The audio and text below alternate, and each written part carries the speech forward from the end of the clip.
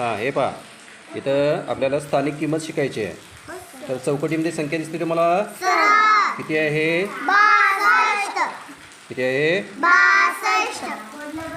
ठीक आहे. तर त्याची आपल्याला स्थानिक किंमत काढायची आहे नोटांचा वापर करून. कशाचा? नोटांचा. चल प्रीती, चालू कर. किती दशक आहेत बघ? 6. काढ. 1 2 3 4 5 6. ओके, सुट्टे काढ. 1 2 चल. 7. किती नोट आहेत? 6. 6 नोटांमध्ये किती किंमत झाली? 7. आली 60. हां, किती एकक आहेत? 2. किती किंमत झाली त्याची? 2. 2च. ठीक आहे, ली. ओके, चला चल.